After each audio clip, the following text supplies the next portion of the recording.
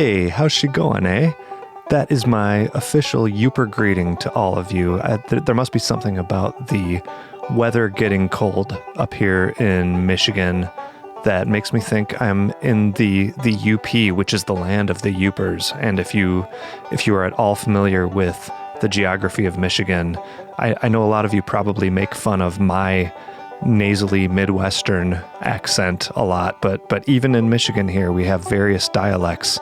And if you live in the UP, that stands for the Upper Peninsula of Michigan, whereas I'm in the Lower Peninsula of Michigan, which makes me a troll. I don't know. It's a whole thing. I'm sure every state has their things, but that's one of our Michigan things. The Yoopers are a great bunch of people, very friendly folk, and if you ever encounter one, just feel free to go up to them and say, "Hey, how's she going, eh?" And they'll be instant friends, I promise. Welcome, everyone. This is Keith Billick, and you're listening to the Picky Fingers Banjo Podcast. Before I get too far into this episode, I actually need to share some time-sensitive recommendations for you. There is an excellent banjo camp coming up, and before your mind goes to all the COVID restrictions that we have, this is an online banjo camp, the Banjo Summit, and what it is a 3-day banjo workshop aimed at teaching accessible techniques, and it adds color to your traditional playing, but there are a lot of instructors who can take you way beyond bluegrass. So regardless of your favorite styles, the Banjo Summit will expand your expertise and undoubtedly inspire countless new ideas that will raise your playing to new heights. Now, this is happening December 4th through 6th, 2020, so just a couple weeks from now. Hopefully you're hearing this in time. And of course, being online, you don't have to make travel accommodations or anything like that. You can get an all-access pass for only $200. Included with that, you'll receive a ton of tablature, and all classes and concerts will be recorded and accessible to you after the weekend. And by far the best part about this, listen to the faculty they have. Bela Fleck is going to be teaching you.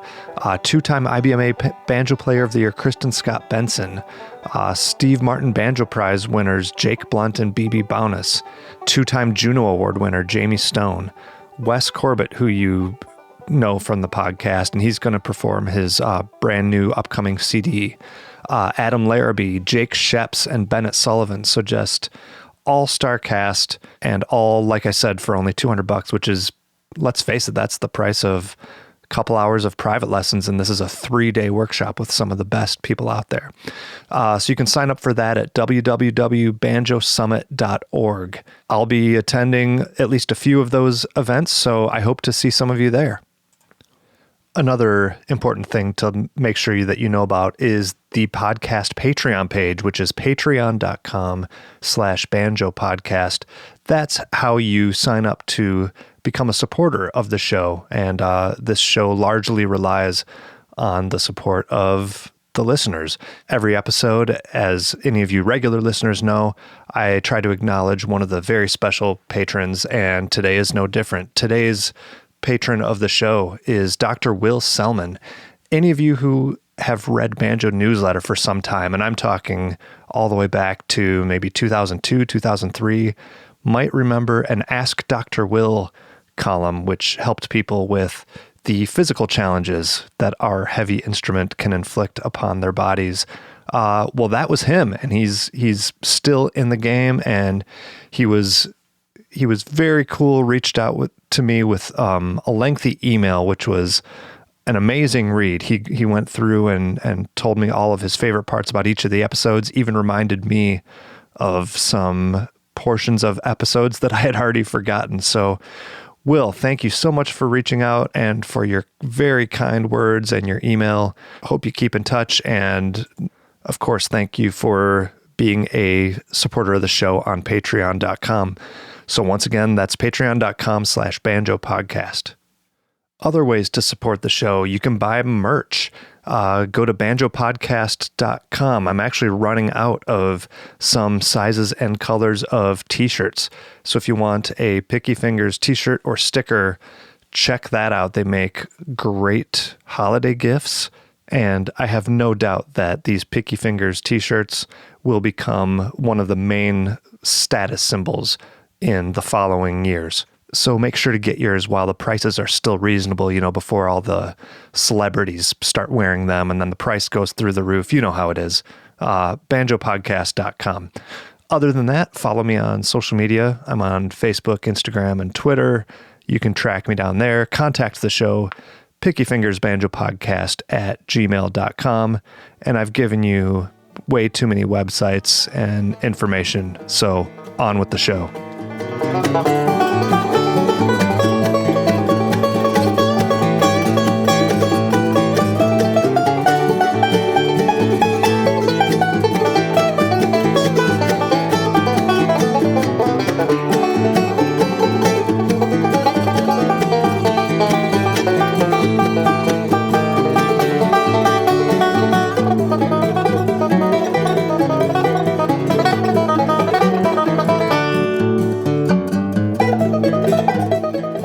Today we have a freshly picked episode featuring an interview with the young banjoist Max Allard, and he is going to be talking to me actually about two recent projects that he was involved in.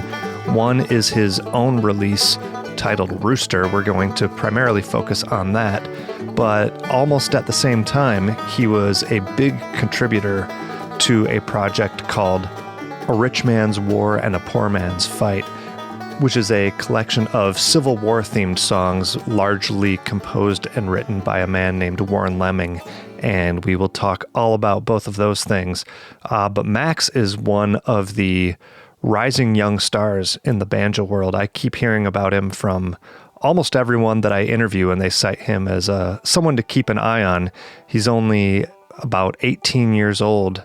He's based out of Chicago and is just, already showing some really fantastic creativity on the instrument. So I'm really excited to see what he does in the future and what he comes up with and where his career takes him. But for now, we're going to chat with him about these two projects. So enjoy this interview with Max Allard.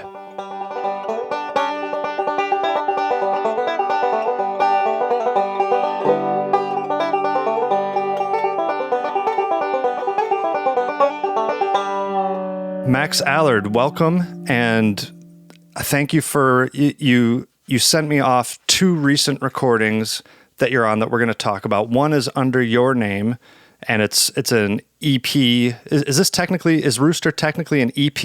It's kind of like a little long for an EP, but a little short for a full length. I guess it's in between, but you could consider it a compilation CD that, I guess you could call it an album. Yeah, it's a compilation CD that's also an album. So not really an EP, but an LP. Yeah, there you go. And then also a project that you contributed substantially to, although it is under a man named Warren Leming's name, and we'll get to that, but that's a collection of Civil War inspired music. But let's start off by getting into your own project. The opening tune, Soleil, that's how you pronounce it, right? That is correct, yep. Okay. I just know it from Cirque du Soleil, so... Oh, right, yeah. Me too. I sound smart for knowing these foreign words, but I'm not really that sophisticated. So I don't know, this one really sets the tone for the rest of the album, I think. It has a lot of, it demonstrates that it's going to be quite a bit of solo banjo. Not that the whole record is only banjo, but there are a substantial number of tracks that are solo banjo. And the other impression that I got from it is that these are definitely pieces of music rather than tunes. And maybe that's a distinction without a difference. But you obviously don't approach these pieces in a normal, I'm writing a fiddle tune with an A part and a fiddle tune with a B part, and then call it good. Talk about how you approach your composing, and I guess maybe specifically in regards to Soleil and or the first three tunes are all these solo banjo pieces. Yeah, I've written music sort of since I've been interested in music. I've always been interested in music, and I've been writing things. And the way I think I approach the banjo and the way I've gotten inspired is from a lot of non-banjo players. Interestingly enough, I used to play piano when I was younger, and I was inspired by a lot of music from my parents' collection, some be it maybe pop music, some is more classical. But recently I've been listening to a lot of guitar players. And the way I think I had this crystallized moment the first time I heard this guitar player named Peppino D'Agostino from Italy.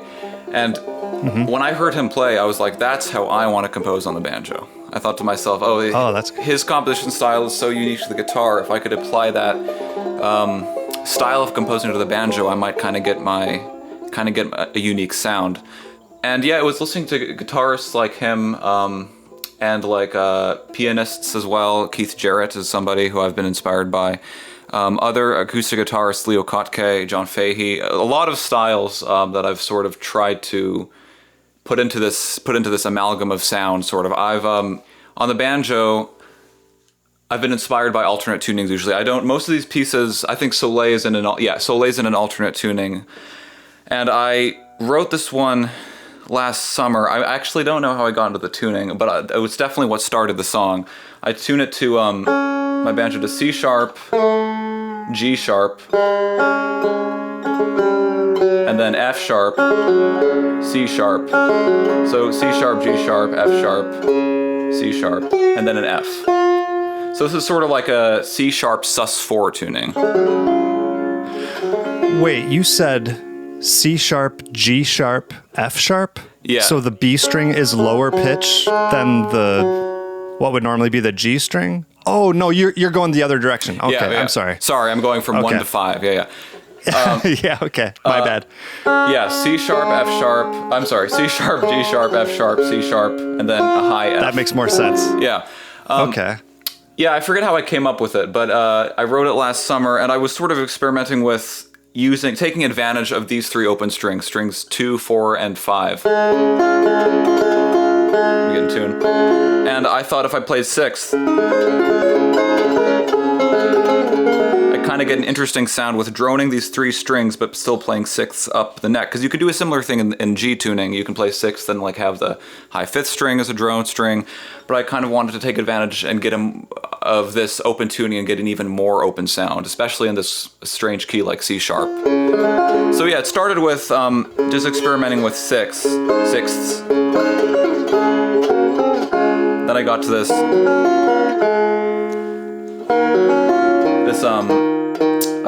D sharp minor 11th here. I don't have to go through the whole song, obviously, but I think that it got inspired by just sort of this open tuning, and I wanted to write something that sounded very open, very almost guitar-esque. And this, I would say, of all, like when I mentioned Peppino D'Agostino, this is sort of written in that vein, sort of that I'm not really sure even how to classify it in a genre, but just sort of a contemporary guitar style on banjo, if that makes any sense. Yeah, some like experimental guitar, him and Leo Kottke and guys like that all have their sort of niche genre of guitar weirdness that they do, and that it's really cool. I mean, yeah, you said that it's inspired by him, but you also said you're inspired by piano players, and I thought that first one is particularly piano-like, and I think hearing you talk about how you wanted to use that 4th open string, I think that's really what makes it sound like that, because your high up notes, and in contrast with that lower tuned low open string, really gives that separation of the range of the instrument, right? Which I think to me, brings to mind the left and right hand of a piano player. But yeah, I can absolutely see how that all melds together for something like that. That's cool.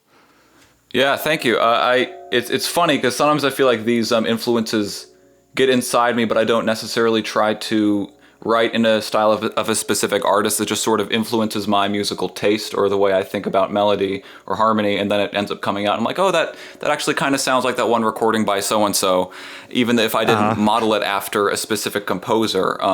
I kind of think for a lot of people, the more you hear, the more your taste kind of gets influenced. I mean, it seems kind of obvious, but I mean, the way I was writing 3 years ago is completely different than the way I was writing now, and the artists I was listening to 3 years ago are completely different than the artists I'm listening to right now.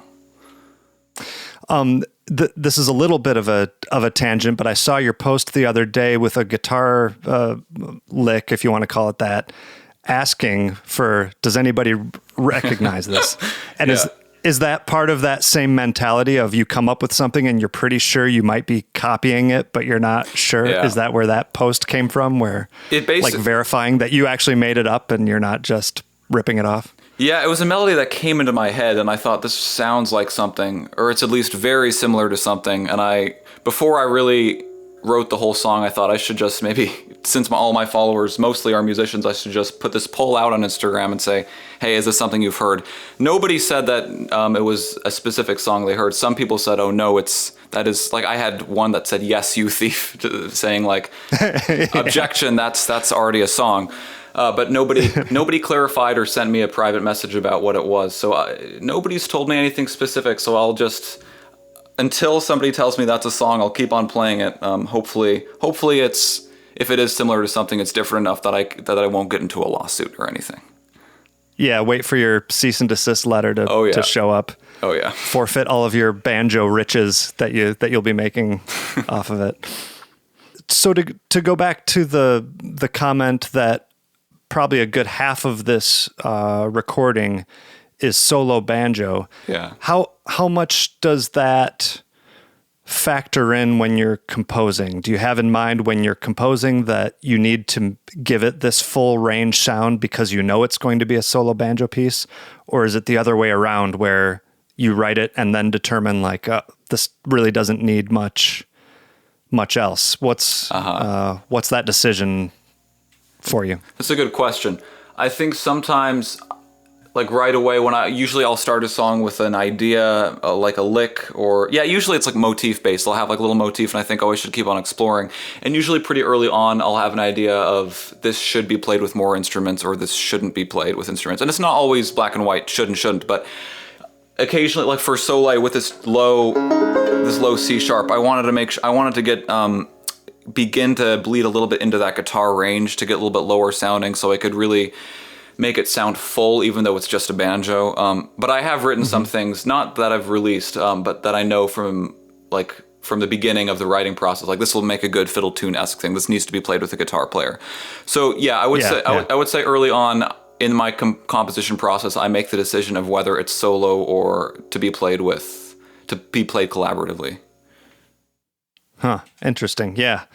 So another guitar style that I feel like I hear a lot of in your playing is like a Travis style thumb pattern. Is that something that you feel like you've taken a lot from, or is it maybe a coincidence? I have. It's interesting. I didn't know. So this thing, I am doing a lot of that Travis style of root fifth, and I do it like how a guitar player would do it on like the 6th and 5th strings, but on the 4th and 3rd strings generally. I do have a roll pattern that I utilize a lot. And I remember I noticed one day, this is basically Travis style on banjo. And I studied Travis style a little bit, and I'd done some blues guitar. I'd learned some Mississippi John Hurt early on, and then some, Leo Kottke and stuff like that. But yeah, I remember I never really considered myself a Travis style guitar player, and one day I thought, this is Travis style on banjo. So I really don't know how that, where that came from. I guess just from the little that I learned on guitar, it somehow got its way into banjo. And I think since when you play Travis style guitar, it kind of mimics like a honky-tonk piano, like they're playing roots and bass notes on one hand and melodies on the other. I thought, well, if I'm going to write solo banjo pieces that sound full and bass, let's sound more orchestral, I needed something to kind of back up my higher up, kind of back up what I was kind of having two parts, if that makes any sense. I had a melody, something up there, and then I also have to have something that's alternating, something that's going root fifth, or boom chuck, and then something else that's playing a melody that's maybe more syncopated. So I guess it might be like I might be unknowingly transcribing bass and melody at the same time, just because that's my natural instinct of writing stuff that sounds full enough for me. So I don't really know. I never did the Travis style intentionally, but it's that roll pattern I've used so much by accident that I just realized this is just something that my musical conscience wants me to do because it sounds good and it sounds like a bass part and a melody part. Well, yeah, you're right. It is a good way of basically accompanying yourself. Then finally, after those solo banjo pieces, we get to track 4, the Moondog's Lament, which gives us the classic bluegrass lineup of banjo with melodica and tambourine. Yeah, why and how and what's with that? That's a funny story. So that's the only track on this record that's home recorded.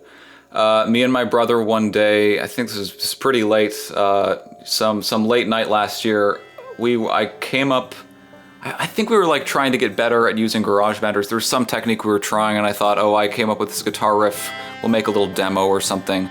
So I played this guitar chord progression, and then I thought, we should add melodica. Like, we really weren't going into this, we wrote this on the spot. We were just like messing around in GarageBand and kept on adding tracks, and I thought, this is actually a good song.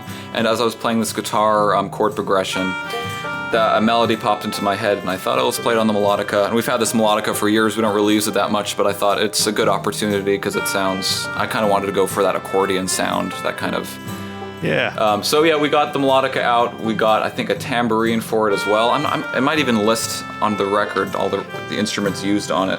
I think there's a fiddle too. Yeah, violin, melodica, tambourine, guitar, banjo. Yeah, so I never wrote that beforehand. It was just something I put in GarageBand to demo. I think my brother actually played melodica for that track. And then I put banjo, played some fills that were improvised live. It was kind of just this big improvisational, this little improvisational project that came about at around 11 o'clock one night. Is that a baritone guitar on that track, or it must be very low tuned or something? Yeah. Like it's got a very deep tune. It's tuned in tuning or whatever. It's tuned in like the dadgad tuning, but a half step down. So instead of D-A-D, G A-D, it's C-G-C F G-C. That's kind of a Leo Kottke thing too, isn't it? Right. He has like a 12-string. Something like that. Right, he uses those open tunings a lot, really deep. He goes down to B sometimes. Yeah, that's nuts. Yeah, you can really tell it's got that low bottom end. It's real cool. Thank you. And then what's after that? Gray Owl, which is kind of interesting. It's made its way. Is that something I'm just starting to hear more and more people play that tune? Is that one that, from your perspective, is gaining a bit of like mainstream?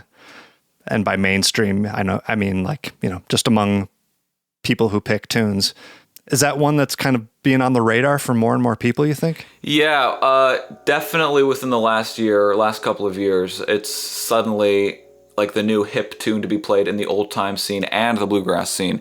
I learned it in the February of 2019 from this guy, David Sasso. It was my brother was taking a mandolin camp in Benicia, California, taught by Mike Marshall. And one of the students, Dave, shout out to David Sasso. He just said, the tune Gray Owl, and we didn't, but he taught it to us on the spot. And we learned it, and we thought, this is a great tune. And then when we came back to Chicago, where I live, this guy at a music store started playing it, and I said, what's that tune? He said, it's a tune named Gray Owl. And we said, we remember learning that from someone else. And since basically what happened after that was more and more people were playing it. We heard it like suddenly after that one event in 2019, the first time I heard it, suddenly it was popping up everywhere. And the tune itself was written by John Arcand, who's a Canadian fiddler, and he wrote it in the 80s, I think, like 84 or so. So interesting. Even though it's 35 years old, it's somehow just within the last couple of years exploded, and everybody's playing it. There's a lot of great recordings coming out, and I hear it in jams. The band I was touring with this band Barbaro recently, and they played it out of the blue. I was like, wow, that you guys do it too. So I would definitely agree with you that it's just out of the blue, been in the scene all of a sudden. It's become very popular. But your version, however, I imagine is not quite how you would encounter it in a picking circle. You guys give it a much more low-key, slower paced, but kind of a more, I guess I'll say like a beautiful treatment where you can really get into the spaces between the notes. And talk about why you enjoy playing fiddle tunes in that way rather than, I don't know, just 130 beats per minute like almost all the other ones go. Yeah, that's a good question. I'm trying to remember why we decided to play it so slowly.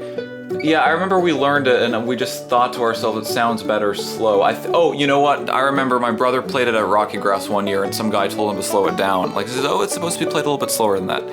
And we thought, you're right, it does sound better slower. And we took it to the studio with a great fiddle player named Matt Brown. He played guitar for the track, but he was a Colorado, he was one of our teachers in Chicago, teacher and collaborator, and now he's moved out to Colorado.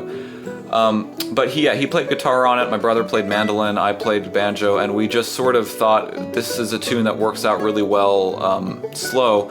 I think we first decided that we were going to play that slowly before a gig. Matt had a gig at some local pub, and he wanted to play Grey Owl with us. He was still playing guitar, and he said, we were just practicing it in the rehearsal room, and we went at it very slowly. I did like this funny brushing technique that I learned from Jamie Stone, and we just thought, this could be played, this could be turned into a contemplative piece in a way, like this very slow kind of, just a little bit more mindful, not really jumpy. Like most of the other recordings have more of a, I'm not even sure how to classify it, but more of a hoppy feel, almost more of like a player piano type of feel. There's a clear swing to it. Whereas we thought that's very cool as well, but what if we completely turned it around and made it a slow and just kind of kind of mindful, contemplative. So that was our alternative stab at Grey Owl. Hey, sorry to interrupt everybody, but I just couldn't resist an opportunity to tell you about the world's most trusted source for new, used, and vintage fretted instruments, and that, of course, is Elderly Instruments, which is a family-owned business located in Lansing, Michigan. But if you're not in Lansing, that's okay. They ship worldwide, too, and they just have a vast selection of acoustic guitars, electric guitars, ukuleles, mandolins, all the accessories and books that you'd want for either of those, and of course plenty of banjos. And something that people don't often think about when you're buying stuff like that, particularly entry-level instruments, is the fact that they have a world-renowned repair shop as well. When all those instruments come into the store, if they do not pass a thorough setup and inspection by the repair shop, they get sent back, and that sometimes angers the suppliers of Elderly Instruments, but it lets you know that Elderly stands by their products, and they also have a helpful and knowledgeable sales staff to help you find what you need, and you can be confident that you're going to get something that is set up to Elderly's high quality standards. So if that sounds great, and I know it does, check them out at elderly.com or call 517-372-7880 to speak to one of their helpful salespeople. It's where I go, and it's where you should go too. The Picky Fingers Banjo Podcast is also proud to be sponsored by Peghead Nation. With Peghead Nation's streaming video courses, perfect for quarantine by the way, but they have courses in banjo, guitar, mandolin, fiddle, dobro, upright bass, and ukulele. You can learn bluegrass, old time, and plenty of other styles from some of the most talented players and instructors in roots music. For example, listen to some of the courses. These are just the banjo courses that they offer. A couple different classes with Bill Evans, such as beginning banjo and bluegrass banjo. You can learn clawhammer banjo with Evie Layden, Wade Ward style banjo with Bruce Molsky, the banjo according to Danny Barnes, and also contemporary bluegrass banjo with Wesley Corbett. And each of those courses includes high-quality multi-angle video lessons, downloadable notation and tab, play-along tracks, and plenty of tunes and songs to play. So it's everything you need to up your skills, especially in these isolated times. And listen up, because this is the best part. If you join any of Peghead Nation's video courses now, you're going to get your first month free by going to pegheadnation.com and use the promo code PickyFingers at checkout. That's Picky Fingers, all one word, all lowercase, at pegheadnation.com. Check it out.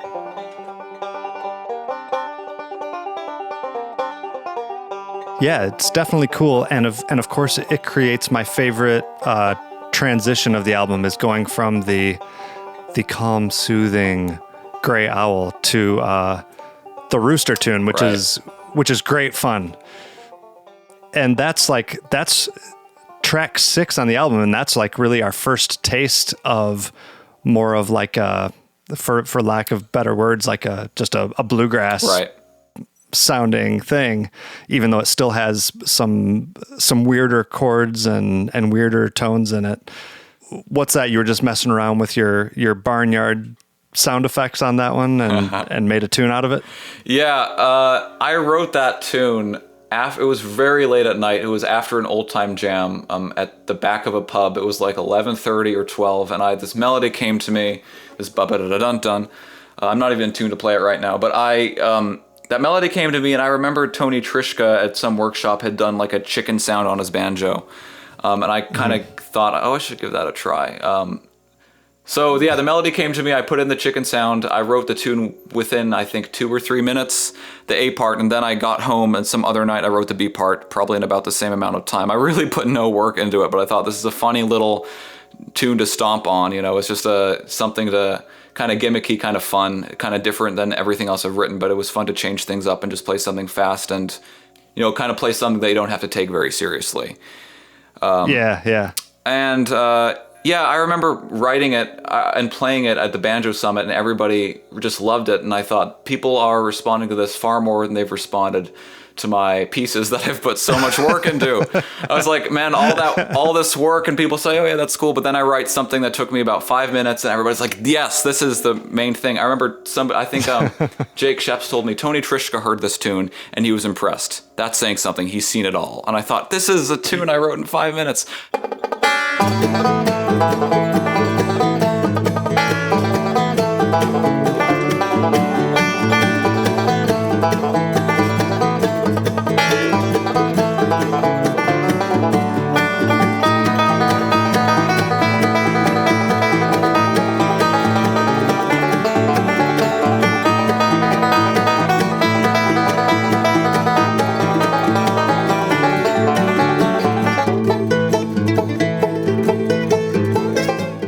Honored that Tony Trishka liked it, obviously, but I just thought it just goes to show that it's not about the work you put in sometimes that will impress people. People are impressed when they have something they can relate to, and the chicken sound was funny, the dissonance is kind of fun, so it's just something that everybody can have fun listening to, and I think that's why they liked it so much. Yeah, the dissonance, my ear isn't quite sharp enough to pick everything out without having an instrument in my hand. Is there some like whole tone tonalities in there? Is that what it does? At one point, my brother takes a whole tone solo, like da ba dun. I can't, maybe I should just get in tune so I can demonstrate what he's doing. But yeah, it's definitely, you can get away with playing an A whole tone scale in the B part. And my brother had this one little, not really arpeggio, but this thing here, went like something like that, and he got away with it. Yeah. And the B part of the song utilizes this flat 13 basically, or that's sharp 11. This is basically, I have an A7 sharp 11, and then I have A13 and then A7. So then that's also A sharp 11, and that's D major 7th. So it kind of goes between like this A7 altered, and D major 7th. So that's a very, very strange resolution, but I thought it was kind of quirky in its own unique way. Definitely quirky. So actually that actually brings up something that I maybe wanted to mention in conjunction with, I don't know, like what some of the first pieces, maybe Quandary, is that you just demonstrated right there that you have at least a bit of like theoretical knowledge of chord constructions, and you definitely utilize a lot of like very warm suspended chords and stuff like that. What's your, I don't know, do you have formal music education? I don't know you well enough to know all what your background is, and we don't have to get super deep into it, but that is something that's striking about some of these is they're not 1-4-5. I don't have formal. I mean, I've taken from a lot of teachers. I don't go to music school. I'm only 18, and I'm planning on maybe going to music school. So I don't have formal music training at a conservatory or anything. But I have. Yeah, I am very passionate about musical theory, and I started learning it like a long time ago. And one of the first teachers I had said, "Oh, I should just kind of start teaching about theory, teaching about how chords are constructed." And more recently, I just have fun on going on YouTube and watching, Jacob Collier's recent interview talking about negative harmony or whatever. Some of that stuff is even beyond me, but I find musical theory very interesting, because when I hear a sound that's a sound that evokes sort of ambiguity, or it evokes any emotion that I find unique, I want to know what's causing that. Like if I hear a chord, Right. like why does it sound the way that is? Oh, this is all built on fourths or anything like. So whenever I hear a sound that strikes me or really makes me feel, just whenever I hear a sound I like, I want to know why I like it. And then for me that's very useful, because if I know what I like, then I can utilize what I like, and I can write songs with the harmony I've learned. So I've had many teachers, some who've had formal musical training, teach me, and I've been very lucky to have knowledgeable teachers just sort of guide me through these things. But yeah, they if that answers your question, yeah, I've had different teachers who've taught me musical theory, and they all kind of have different things to say. Yeah, that's cool. And then you let Otto have a feature on here, playing a couple swing tunes. What did he have to do to earn his own track on your CD? Well, the swing tunes. Yeah. Well, me and my brother play music together a lot, because we're trapped in the same house. But he's a big fan of jazz. So am I, but he takes with Don Sternberg, and he's big into swing. And I usually just play guitar. I just comp along with him. I usually don't take a solo on guitar. But I just let him play melody and sort of copy that Homer and Jethro type of sound, if you've ever listened to Jethro Burns. And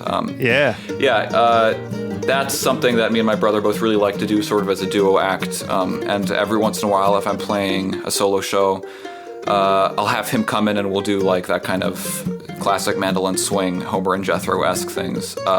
So yeah, that was taken from a live concert at the Old Town School of Folk Music in Chicago, as well as the last track. But I'll let you get to that. No, we're there. That's cool. What my main question on the last track is what tuning is that one in? That's got a real cool, like gnarly kind of sound to it. Right, that's a B flat tuning. I'll get into that one. So that's from the first string to fifth string, D, B flat. Sorry, went too far. D, B flat, F. D, B flat, F, then a low B flat. Oh. So all the way down to that low B flat, already getting into kind of guitar territory. And then the high string is an F, a high F, so an octave higher than the third string. And once again, I can't remember how I came up with this tuning either. It's sort of like, if you think of like, maybe this is too complicated to think about it, but take double C tuning, tune it down a whole step, and then take the first string and tune it up a whole step. So it's like, if I were to, I could have double B flat tuning, which is like double C tuning down a whole step, and then just take the first string, tune it up to the major third, to D. So I've written a few other pieces in this tuning as well, but it's another really deep tuning, has an open sound, and I like it because it's, like you said, like you pointed out for Soleil, it has a really low point, low note, and a high point, so I can kind of have lows and highs and kind of get that orchestral sound.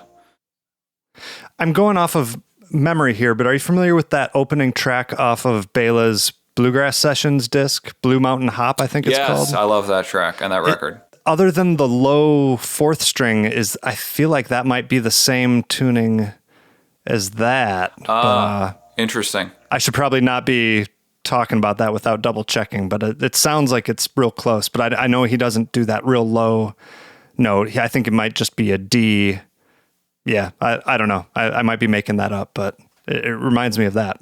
Right. Yeah. And then I don't. Sorry. Go ahead. Oh no, I was just gonna say I don't play the song, but I wouldn't be surprised if Bela did some very unique tuning for it. Of course, yeah. And I definitely would not want to go away from talking about this album without acknowledging your brother did the artwork on this too, right? He did, yeah. Well, props to him. It's really cool. I like this. The the Rooster. It's nice. Oh, thank you. I'll tell him that you like it. Yeah, he's gotten into graphic design recently, and he's used Adobe, I think, Adobe Illustrator to just sort of create this. It was funny because we almost had a competition for the album cover art, and I just drew this rooster, and I was kind of proud of it. And then I saw his cover. I'm like, okay, you win the contest. So this is actually like a painting, right? Or he did this completely digitally? He did it completely digitally, yeah, with some effects that Illustrator has to make it look like. I mean, yeah, it looks like a paintbrush, but it is all digital. Yeah, incredible. I'd like to start talking about the Civil War thing too, real quick. Maybe not quite as in depth because it's not your personal project, but anything else that we didn't cover about Rooster that you wanted to point out, or maybe that you're particularly proud of, or a story you remember about any of the tunes? That's a good question. I'll have to think about that now. I mean, you were very comprehensive with this. You asked some great questions, so I can't really think of anything we didn't cover. I know I'm going to be, after the interview, be thinking like, shoot, I should have made this a point. Yeah, I guess the only other thing is that to be aware of that for the listeners who are listening, it's not the first 3 tracks and the first 4 tracks come from a record that I released back in 2019 called Soleil, which has a few other tracks on it. And Rooster is just sort of compiled of parts of Soleil and some new stuff. So if you want to hear more stuff, if you want to hear the full record that has the 4 original tracks, it's you can go onto Spotify and search Soleil. It's its own record. Yeah, cool. And usually I want to give you a chance to acknowledge all the players on the album. I think we've already basically talked about them. Basically, other than you, it's your brother Otto, who you mentioned plays mando, fiddle, and I guess the melodica. Yeah. And then also Matt Brown, the fiddler, but he lends some guitar on some of these, and it's just you 3 guys. Yeah, just us 3 for cool. Yeah. Nice. So then we go to, it's by who is this? It's a guy named Warren Leming. Right. I don't know if you call him a songwriter or a composer or something like that, but the title of the project is A Rich Man's War and a Poor Man's Fight, with the subtitle of Songs and Tunes Inspired by the American Civil War. And actually, before we were talking about the graphic design on your album, the first thing I want to mention about this is that the physical packaging on this is really impressive, especially in this day and age where like it's a valid question whether people should print CDs at all. That's a frequent thing that artists have to to deal with. And this, on the other hand, comes with like very comprehensive liner notes and Civil War era artwork. And so anyone who's listening who is interested in this project, I would personally recommend that you spring the extra couple bucks to get a hard copy rather than, I assume it's available on download too, but it's definitely an interesting like booklet to flip through and just see how what the product looks like, which is like I said, unusual these days. But why don't you give us an intro to who Warren is, who put the project together? Warren Leming is an old friend of my father's. I don't really know how to classify him into one thing. He's a composer, an artist, an activist, he has a name for what he calls himself. I forget. But he and my father met at an art gallery back in the 90s, and he's one of these very interesting people who's done a lot of things. He'll be turning, I think, 80 next year. So he's an old guy, but he's still kicking. Yeah, the Rich Man's War and a Poor Man's Fight is a collection of tunes mostly written by him, some instrumental. He got help by banjo player Tom Paley, who's a clawhammer banjo player a while back. He's deceased now, but he wrote some of the tunes, but it's pretty much mostly Warren. Warren wrote the lyrics and the instrumental parts as well. Yeah, he's done poetry. I mean, there's so many things Warren has done. I have no idea how to classify him into one thing, but an overall talented guy who's done poetry, music, art, this whole record is his project. It's his 3rd rendition. It started as I think it started as a play. I'll have to check, but this is the first time that it's been its own CD and really. Well, actually, that's incorrect. It started as a play, then it was a CD 20 years ago. Now he's redone it as a re-recording of the CD. He wanted to re-record the whole thing with new musicians, including myself and a whole bunch of other local people. So yeah, I don't think the other one is available for streaming anywhere, but it's basically a reproduction. It's a redo of a record which came out 20 years ago by the same name. So it's just a project that's been done. This is the second rendition of the same project. Second rendition of an old project is what I'm trying to say. Yeah, it's been revived. Exactly. Yeah. I suppose my main question is, was there any thought regarding, like, most people when they think of like Civil War era banjo, it's not 3-finger played on a master tone style. Was there any apprehension about that, or was it just kind of maybe that wasn't the goal and it was fine? I don't know. I'm just wondering, because that might surprise some people. Warren sort of left it up to me. I mean, I listened to the old recording and I heard the banjo style, and it's pretty different from mine. But I thought Warren had hired us because he heard me and my brother play. It's like, oh, I want you to kind of apply your style onto these tunes. And he gave us the old record to listen to. And I heard the original track. Fun fact is that most of these tracks were played by Warren, but in the clawhammer style. So I kind of converted all these clawhammer tunes into the 3-finger style. I transcribed these tunes for the 3-finger style from the clawhammer style, which is an interesting thing to do in a fun project. And Warren sure is. He told me and my brother, like, oh, I want the centerpiece of the instrumental parts of this project to be harmony. I want you guys to be doing like sibling harmony, because he heard me and my brother playing some harmony. He said, I want you to do that here, find harmony. So he basically had us find twin harmony parts for pretty much every instrumental song, well, instrumental and vocal songs. And yeah, he just sort of wanted us to apply our style to the old project in which he had showed us before.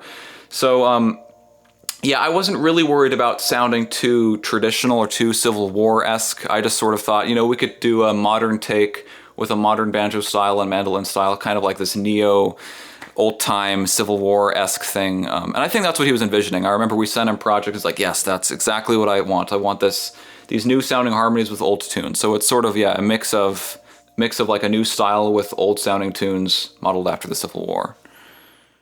Yeah. And I don't have as, quite extensive notes about this, other than like, if there's anything you want to point out, that's cool. But like, definitely for the listeners out there, if you want to check out some of the more banjo centric tracks on here, I have, Antietam is a really cool like banjo feature tune. Is that one that you converted, I assume, from the clawhammer playing?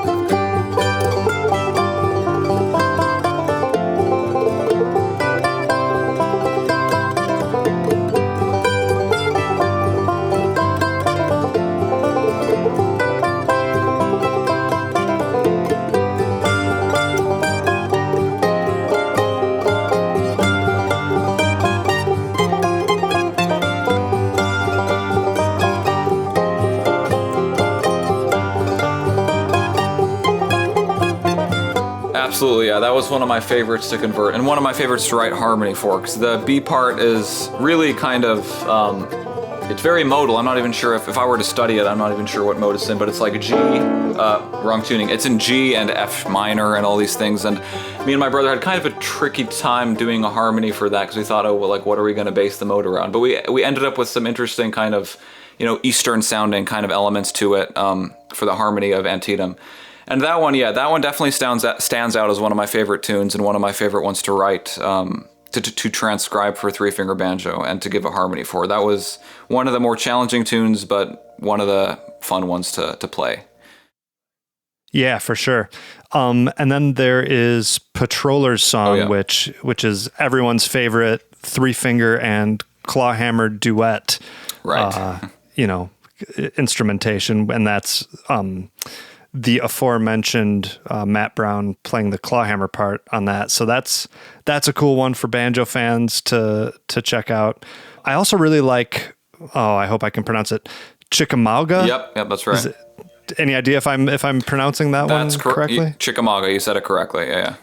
something that I did note, I mean, on both records, but definitely a lot on this one, and particularly on this track, I love the tone of the banjo. Oh, thanks. On that one. It really comes through nicely with, the sparse surrounding instrumentation. I was going to get to it later, but maybe I'll just ask you now. Tell us about the banjo that you're using. Are you using the same banjo on both of these projects exclusively? I am. It's just Tell us about that. This is a 1940 PB7 conversion banjo. It was shipped to South Africa in 1941 as a plectrum banjo, and then came back to the United States in 2016. It went to Gruen Guitars. Could not sell as a plectrum banjo because that's fallen out of style these days. So they got Robin Smith to build a 5-string neck for it. Yeah, and I stumbled upon it in the December of 2017. I wanted to get a better banjo than I had, and I was like, oh, I should just play my dream banjo. And I thought, I love how Top Tension sound. I should play my dream banjo and just give it a try, see how it sounds. And it sounded fantastic. It was one of my favorite banjos I've ever played. But I thought, I can't afford this.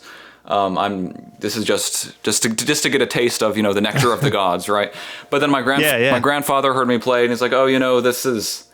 Like, you really sound good on this banjo, and I've made investments my whole life, and you're something I believe in investing in. So he bought this banjo for me to play. I'm very thankful, very grateful for that.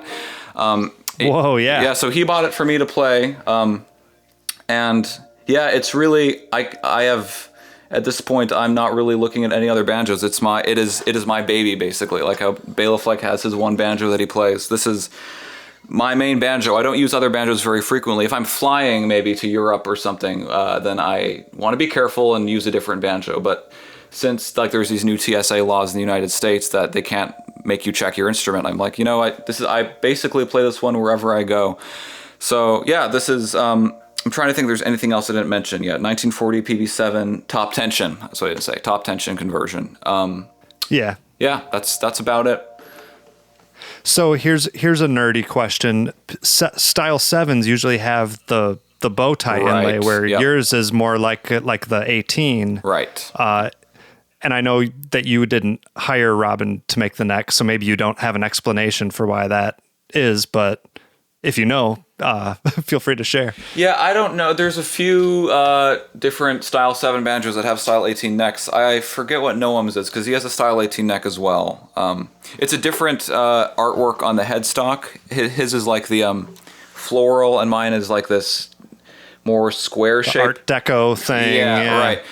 But it's still technically a Style 18 headstock on a Style 7 banjo. I think they had made a whole bunch of Style 18 headstocks and had more Style 7 banjos, so they just didn't want to waste the headstocks and use them. Well, or that's not true, though, because this is not made by Gibson. So I really don't know why Robin Smith decided to put a Style 18 headstock on a Style 7 banjo. It's too bad he... Do you still have... Go ahead. Do you still have the 4-string neck to it?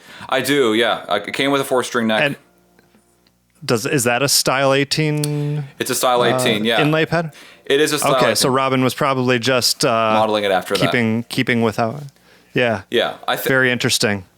I think for Gibson, when the banjo was falling out of style and they had to ship all these banjos to South Africa, I think they had made like certain necks, certain pots, and they just had to put them together and just like had these makeshift sort of Frankenstein-esque banjos. Stake it, Style 18 neck, Style 7 pot, whatever. It's still a banjo.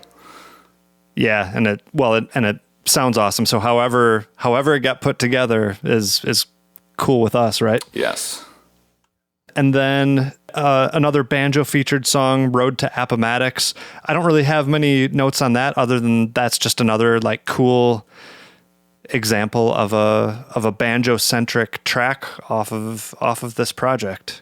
And then I guess you pretty much already answered this question given the history of the project, but I was really curious about, the fact that Warren himself doesn't seem to, other than the fact that he composed, which of course is a good contribution, but his name really, he doesn't perform very much of it. Right. I think he has vocals, but you already kind of gave an explanation of that.